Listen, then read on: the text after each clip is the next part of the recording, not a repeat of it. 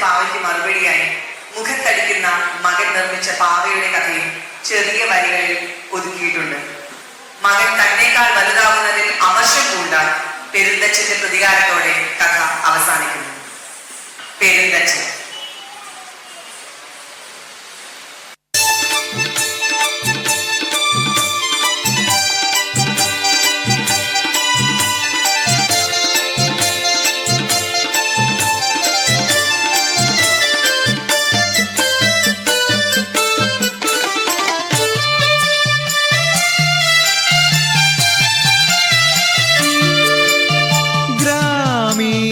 സൗന്ദര്യം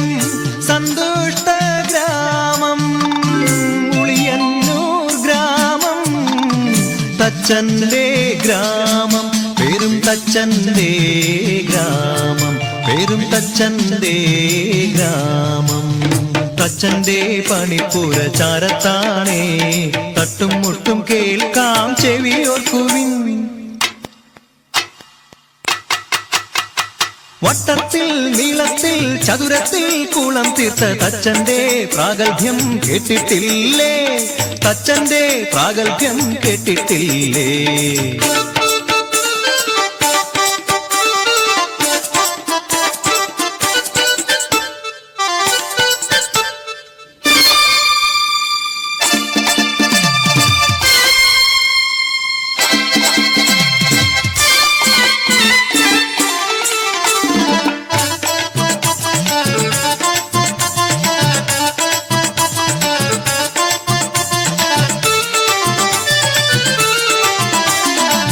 മാറ്റി ഒഴുക്കിയ പുഴ കടന്നെത്തുവാൻ വലിയൊരു മരപ്പാലം തീർത്തു തച്ചൻ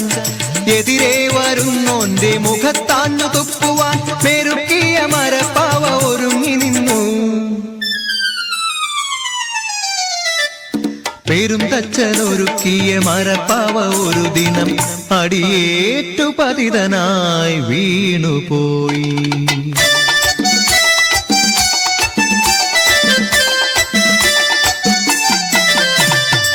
പെരിയധികാരി തൻ മകനാണെന്നറിഞ്ഞപ്പോൾ ഹൃദയം തകർന്നു പോയി തച്ചനെന്ന്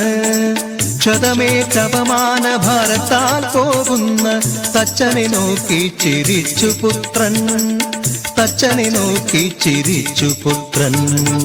ഇനിയാണ് കഥ തുടങ്ങുന്നത് പെരുന്തച്ചനൊരെതിരാളി മറ്റാരുമല്ല സ്വന്തം മകൻ തന്നെ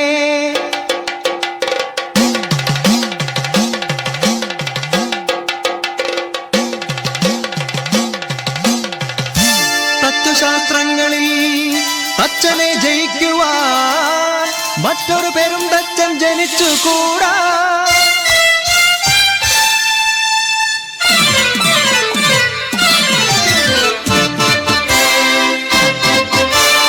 മനസ്സിൽ നിറഞ്ഞൊര കൊടിയ പകയോടെ തച്ചൻ തരം നോക്കി കാത്തിരുന്നു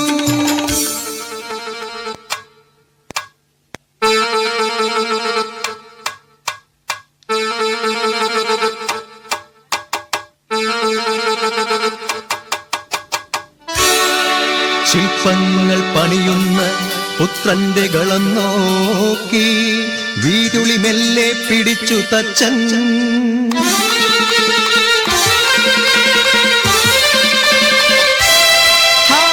കഷ്ടം വീരുളി കൈവിട്ടു വീണുപോയി വീരുളി കൈവിട്ടു വീണുപോയി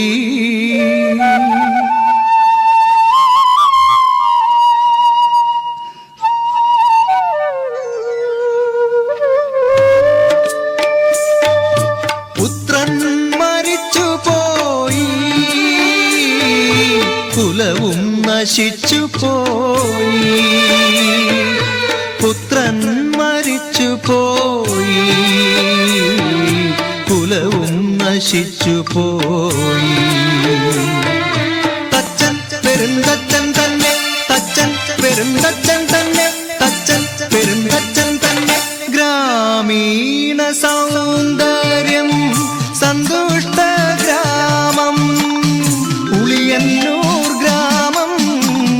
തച്ചന്റെ ഗ്രാമം പേരും തച്ചൻ തച്ചന്റെ ഗ്രാമം പേരും തച്ചന്റെ ഗ്രാമം പേരും തച്ചന്റെ ഗ്രാമം പേരും തച്ചന്റെ ഗ്രാമം